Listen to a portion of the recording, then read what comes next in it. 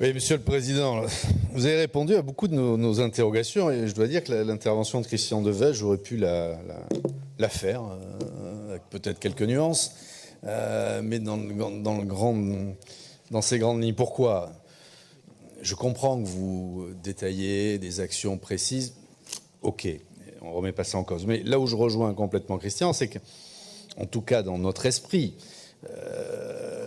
les décisions modificatives, on parle de crédit de paiement.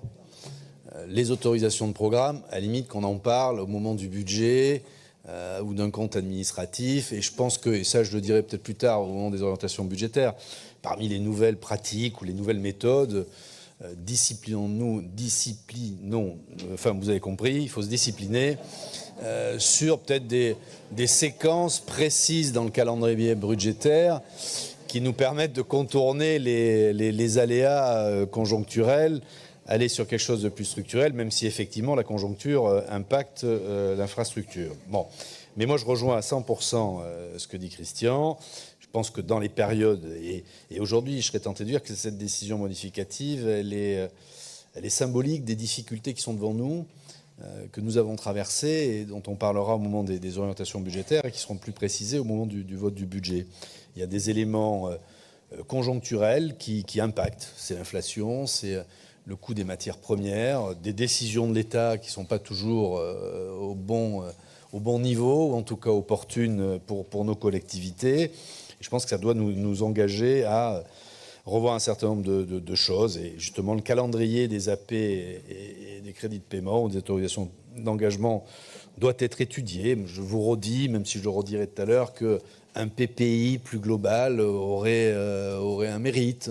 C'est bien, on a un PPI sur les lycées, mais en termes de lisibilité, de prévision, de projection, peut-être qu'un PPI plus global, qu'on ait une fois par an une séquence dédiée à l'actualisation des APCP, quitte à en fermer, quitte à en ouvrir, mais que ça soit, entre guillemets, institutionnalisé. Et je pense que ce cadre-là aurait du sens dans nos discussions budgétaires. Sur cette DM, là, pour le coup, Sandrine en a fait la présentation lucide et exhaustive. Un effet ciseau, des recettes qui baissent, des dépenses qui, elles, baissent moins que la baisse des recettes.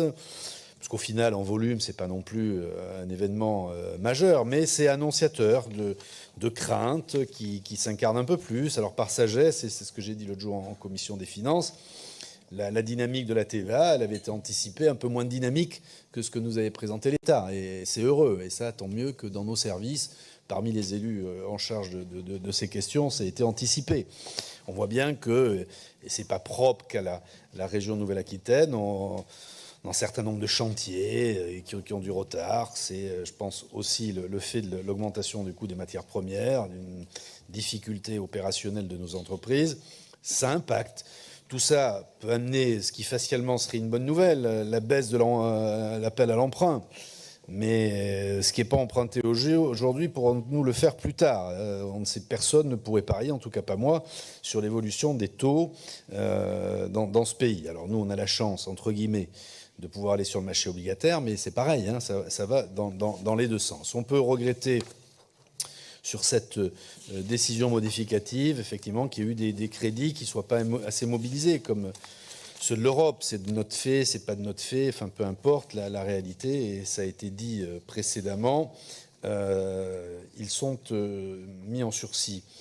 Ce que je remarque et qui pour moi est un élément vraiment de réflexion pour les années qui viennent, j'ai pas mémoire qu'à ce stade du calendrier budgétaire, en crédit de paiement, on ait autant de crédits de paiement en investissement qu'en fonctionnement. Mais je me trompe peut-être. Et pour moi, c'est révélateur d'une situation conjoncturelle. Dans notre calendrier, qui est plutôt d'ailleurs vertueux, où on vote le budget en début d'année, on a un budget supplémentaire après une décision modificative. J'ai pas en mémoire, mais encore une fois, je me trompe peut-être, que ça soit à parité, j'allais dire, le total des dépenses en crédit de paiement, tant en investissement en fonctionnant. Voilà. Je n'ai pas d'explication objective, mais moi, ça m'a marqué. Ça veut dire qu'on a quand même un problème dans la mécanique.